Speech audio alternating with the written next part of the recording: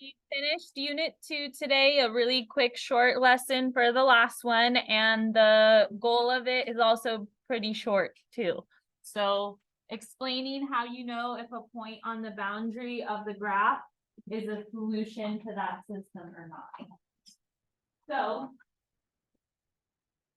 if you could, when you learn something, kind of just like for me, for example, I don't like just memorizing a bunch of random things.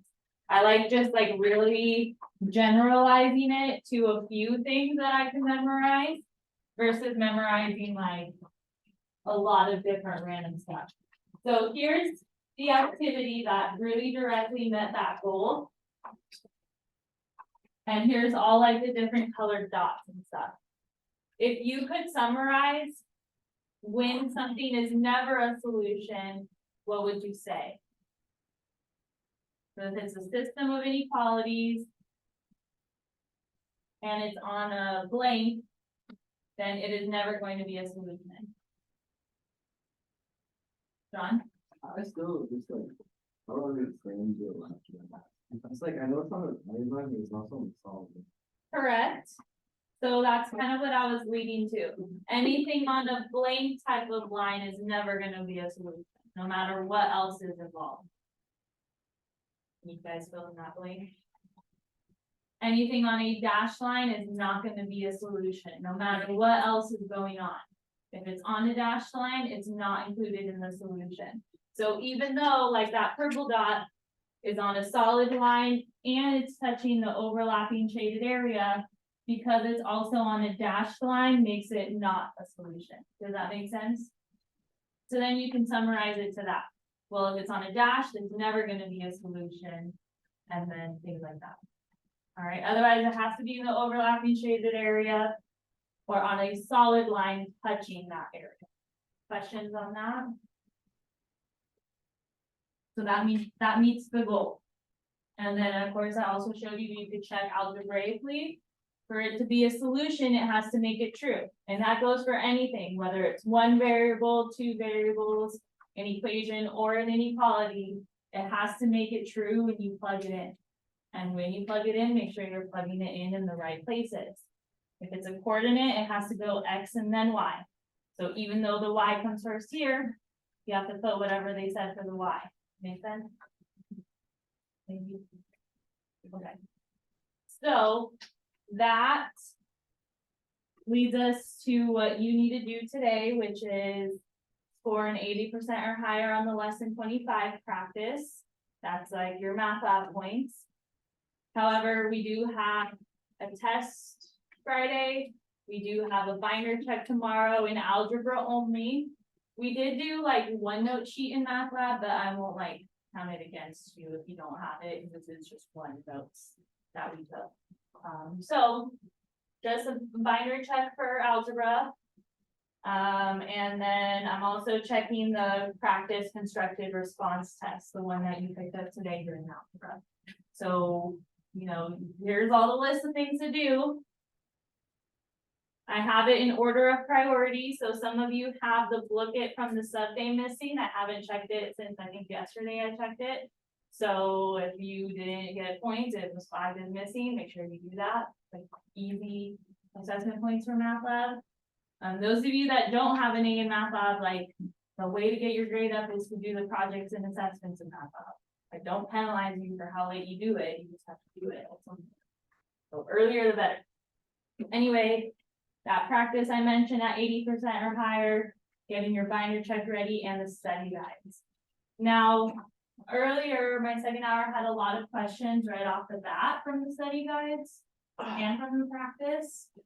So do we have any questions right now? Harley? I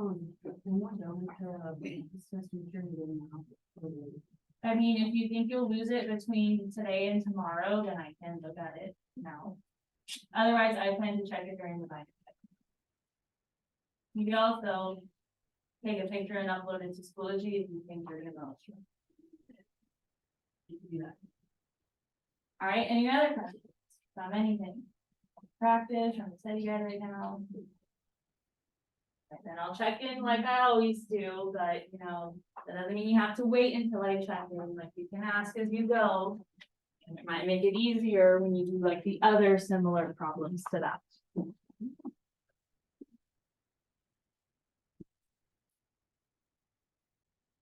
From the 25 practice, if you guys want to follow along, this is question 2. And we are. Well, it says, is it possible that Jada has each of the following combination of coins? And then if not, which constraint the amount of money or the number of coins does it not meet? And match each combination with the correct explanation. So you have to refer back to question 1, which if I remember correctly, the inequalities were something like this, that a nickel is worth 5 cents and we don't know how many nickels she has, so that's why it's unknown. And was it, oh, and then pennies. Pennies are worth 1 cent, so that's why you show it in dollar amounts. And we don't know how many of those she has, so make that a variable. And I think it was compared to 40 cents. Can you remind me what went in between here? Someone that has question 1 right? What was the symbol here? Less than or less than or equal to? Okay. And then for the other one, it was something like she has fewer than 20 coins. So then it was this. So we want to see if each of these combinations meet the constraint. So, or is it meet one or both? Okay, so we're determining which constraint it does not meet if it doesn't meet one of them. So if it's 10 pennies and 5 nickels, let's do this with the graphing. I think would be better.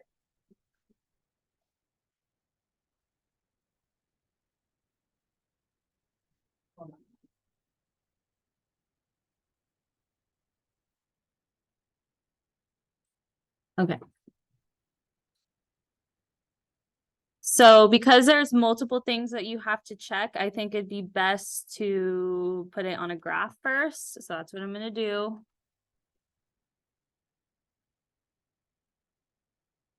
Oh, and I forgot, it doesn't read X's and Y's. So I'm going to make the nickels X and the pennies Y's. It doesn't matter as long as you keep it consistent, whatever you do choose. Less than or equal to 0.4.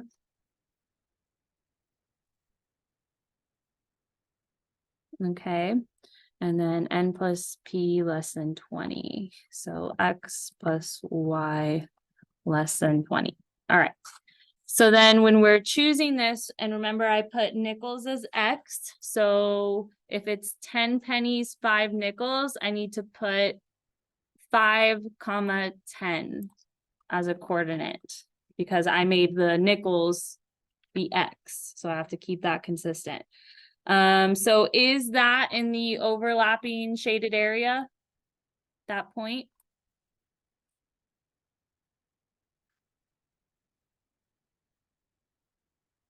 So then that is a solution that does meet both constraints. So then you would pick the one that says it meets both constraints and put it with that one. And then for the 5 nickels, 20 pennies. So change it to now where it's 20 pennies. Is that a solution to the system? Does it meet any of the constraints? So then put that as it doesn't meet any of the constraint. Then when it's 2 nickels, 20 pennies. All right. Now it doesn't meet both because it's not in the overlapping area, but does it meet the cost constraint? It does, because the cost constraint, which has like my dollar amounts and stuff, it's in that area. It's in the red. So it meets the cost constraint. So that combination, oh wait, but it's asking which one does it not meet? So I have to put the one that it doesn't meet like the amount constraint. So then process of elimination, the one that doesn't meet the cost constraint must be this one, but we can even go check.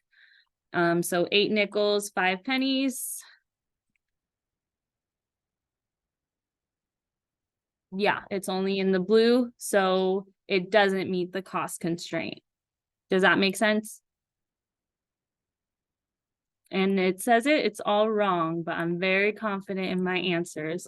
So let me see. I might have to fix the key. So first, let me check that you guys gave me the right inequality for number 1. Okay. Oh, you guys gave me the wrong inequality. So that might be why. That would change everything. So let's see. She has that which adds up to more than 40 cents. So it should be that symbol. And fewer than 20 coins altogether. So that's what you should have picked for number 1. So let me change that on my symbols.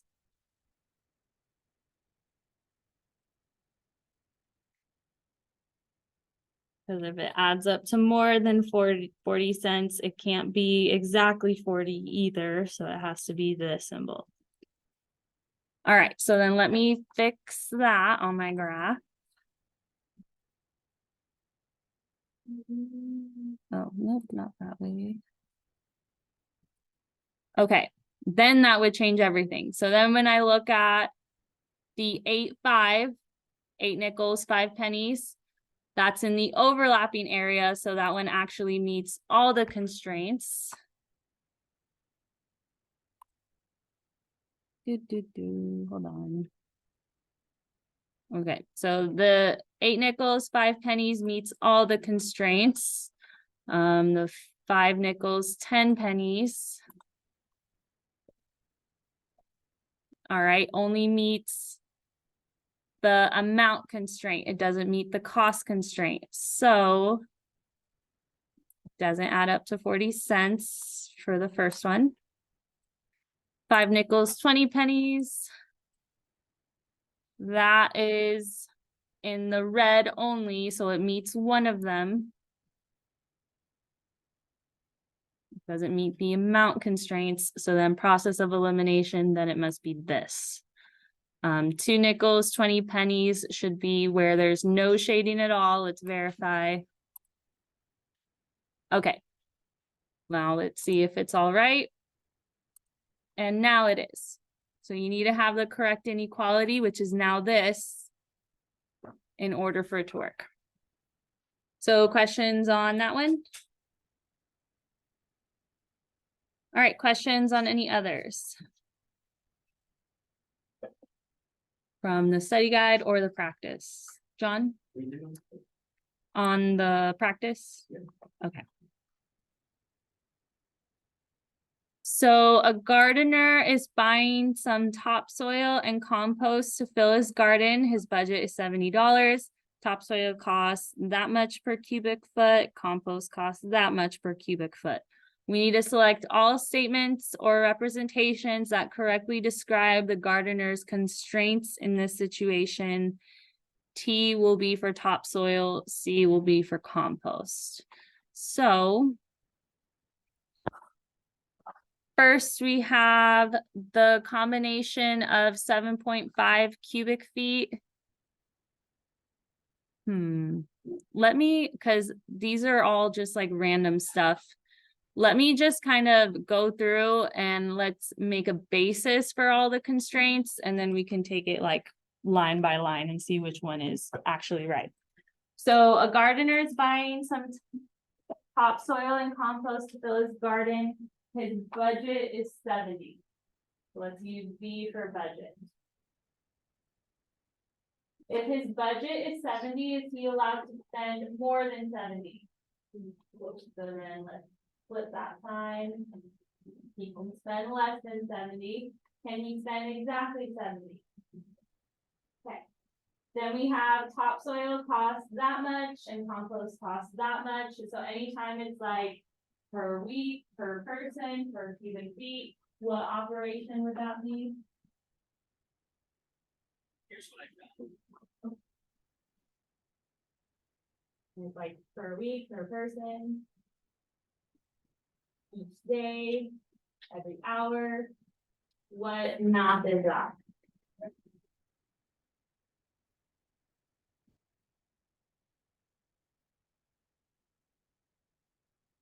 Or like even from the first example, if I had 10 pennies and they all are worth 1 cent, how many cents do I have? 10, so like what math are you doing for that? Adding.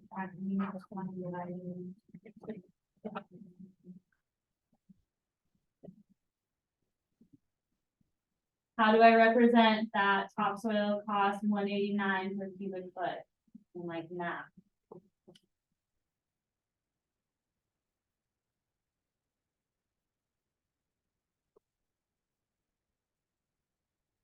Would be 1.89 plus T.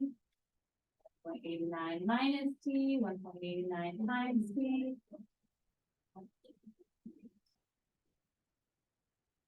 Because if I have like 10 feet of it, it would cost me $18.90. So like, what math do I would do to get there?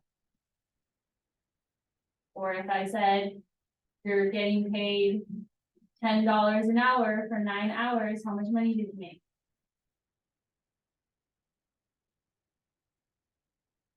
$90. So what math did you have to do to figure that out? So anytime it says like per cubic foot, per person, each day, each week, every hour, something along those lines, that is multiplication. So then for the 189 per cubic foot of topsoil, I can represent it as 1.89 T, right? Because that would be multiplied. That's how many I have. Then we have the compost, which is 459 per cubic foot. You could do 4.59, and they wanted you to use C for compost. Make sense? And then I feel like that covers my constraints. If you want to replace this for the budget, since we actually know like what it costs and all that, we have dollar amounts involved. You can even replace this whole phrase for the B. So that whatever we're spending has to be less than the second. I feel like that covers all of them. So then when it says the combination of 7.5 cubic feet of topsoil and 12 cubic feet of compost is within the gardener's budget. Well, you have to plug in the 7.5 where?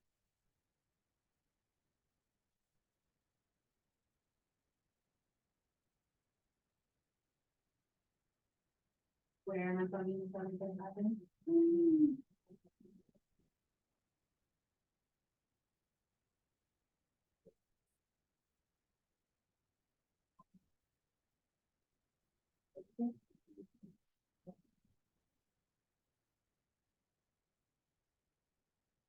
So I have a few options. I have B, T, or C. C because it's 7.5 cubic feet of topsoil. And then that's what you'll do. We'll see if that's plus the 12 cubic feet of compost needs to go where? The 12 is where? For the C, we need to see if when we multiply that out and add it together, if it's less than or equal to 70. Because then it would be a combination that could work. Let me pull up Desmos for that so it'd be easier.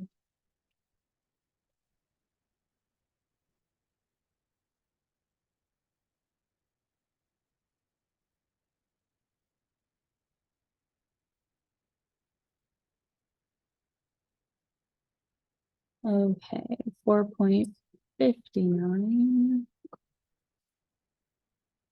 times 12. All right, so see what that equals. Is that less than or equal to 70? So then that is a combination that they could buy. And then it says, so that covers that one. You should be picking that one. Then it says if the line represents this equation, which is similar to what we have, this graph represents the solutions to the gardener's budget constraint. So the line matches like if it were an equation, but does this graph match if it were this inequality symbol? So is it shaded the right way? All right, if you're not sure, just pick one of them to be X and Y.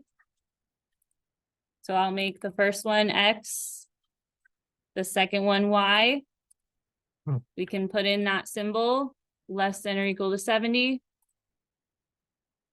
And does that match our graph? Yes or no? With a solid line shaded below. All right, no, because that's a dashed line, so don't pick that one. Down here, did we say that it should be facing this way? No. So then don't pick that one. For here, does that combination work? Well, now that I have it graphed, I can try putting it in as a coordinate. So I said topsoil is X. The other one was Y. So let me type in 520 and see where it is. All right, is that going to be a solution? All right, no. So don't pick that one. Is this the inequality we said? So then pick that one. Is this matching our graph? So then pick that one. And that covers it. Let me make sure that the key is right. Otherwise, I'll fix it and it'll rescore. And it is right. So those three things. All right, make sure your binder's ready for tomorrow. I do have tutoring today.